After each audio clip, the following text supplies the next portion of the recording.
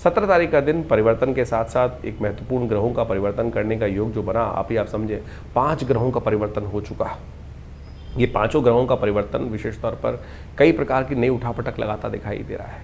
कुछ ऐसा विस्फोटक परिवर्तन जो है, जो आपके संसार में महत्वपूर्ण परिवर्तन के मुखागर पे आ गया है संसार इस वक्त, और ये ग्रहों का जो विशेष परिवर्तन है कुछ बड़ी उठापटक करने का योग बनाता दिखाई दे रहा है। तो ऐसे में इस परिवर्तन से आपके ग्रह, आपकी राशि के दृष्टिकोण से कुछ अच्छे कुछ खराब हमने आपको बताया ही।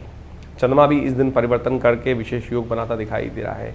तो ये चंद्रमा का ये परिवर्तन स्वास्थ्य संबंधित कुछ समस्याएं ना उत्पन्न करे, उसके लिए थोड़ा सा भगवान का भजन कर लीजिए, महामृत्युंजय मंत्र का जप कर लीजिए। इस दिन एकादशी है, इस दिन एकादशी है और इंद्रा एकादशी का योग बन रहा है। ये इंद्रा एकादशी जो है समस्त संसार के पापों को क्षय करने वाली मानी जाती है। इस दिन व्रत करना चाहिए, भगवान श्रीहरि का जप करना चाहिए, ओम नमो भगवते वासुदेवाय इस मंत्र का जप करें, भगवान शालिग्राम जी की पूजा करें, उनका चरणामृत ग्रहण करें। और कहा जाता है अकाल मृत्यु हरणम सर्वव्याधि विनाशनम विष्णु पादोत्कम पित्वा पुनर्जन्म न विद्यते। यथा उचित भाव से भगवान का सुंदर स्तवन करें, कल्याणकारी योग बनेगा। इस दिन एकादशी के दिन जो श्राद्ध होता है वो पका हुआ भोजन नहीं, कच्चा भोजन दान करने का शास्त्र में नियम बताया गया है। हो सके तो जो ब्राह्मण को जिमा रहे हैं कच्चा भोजन ही उनको दें। इसके साथ साथ गौशाला में जाकर शास्त्र के दृष्टिकोण से कहा जाता है कि यदि व्यवस्था नहीं बन पा रही है, भोजन कराने के लिए किसी को नहीं मिल पा रहा है, तो गौशाला में जाकर एक पिंड बनाकर उसको सूंघ कर और फिर अपने पितरों के निमित्त गऊ को वो ग्रास के रूप में दे देंगे, तो वो भी आपके लिए वही पितरों के निमित्त तृप्ति देने का योग बनाएगा। तो इसको अच्छे समझकर कार्य करने का प्रयास करें, वो आपके लिए अच्छा रहेगा।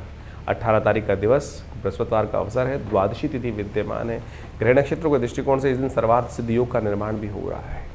एक बात समझनी चाहिए, पंचांग इस बात को प्रतिपादित करता है कि श्राद्ध के समय में जब लोग कहते हैं कि नया कुछ आरंभ करना अच्छा नहीं है, कहाँ लिखा है? सर्वार्थ सिद्ध योग बनकर आ रहा है, सब चीज़ें बनकर आ रही हैं। शास्त्र में ये बात कही जाती है, संयमित से रोप सुराओ, अपने पितरों के निमित्त दायित्व का निर्वाह करो। पितृ आपके नए कार्यों से रुष्ट नहीं होंगे, उनके निमित्त हम यदि समर्पण भाव करते हैं, वो आपकी तरक्की को देखकर, हमारी तरक्की को देखकर हमारे पितृ प्रसन्न ही होंगे। इस बात का हमको ध्यान रखना चाहिए। कहीं कहीं कुछ लोगों ने इस बात को कह दिया कि ऐसे अशुभ दिन होते हैं, नया कार्य नहीं आरंभ करना चाहिए, नई गाड़ी नहीं लानी चाहिए, नए वस्त्र नहीं लाने चाहिए। अरे क्या, कहाँ से ये फालतू की बातें शास्त्र में लोगों ने उपस्थित करने का प्रयास किया? आपकी तरक्की से आपके परिवार, आपके जो दिवंगत आत्माएं हैं वो प्रसन्न नहीं होंगी, वो कहीं नहीं, वो कहाँ आपसे, वो तो आपकी तरक्की को देख, बस उनको याद रखें। उनके निमित्त जो हमारा दायित्व है, ऋण का से निवृत्ति का दायित्व है, तर्पण इत्यादि, वो श्रद्धा के साथ करने का प्रयास करें, अच्छा रहेगा।